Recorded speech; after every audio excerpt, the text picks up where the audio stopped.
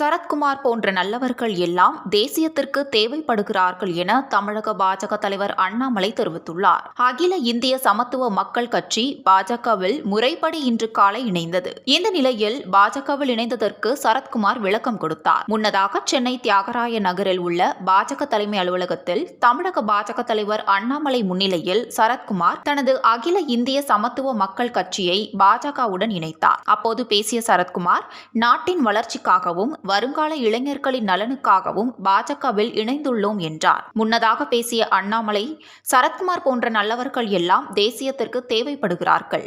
அவரை தமிழகம் போன்ற சிறிய வட்டத்துக்குள் அடைத்து வைக்க மனம் இல்லை. எனவே இந்த இணைப்பு என்பது மகத்தானது, வரவேற்கத்தக்கது என்றார்.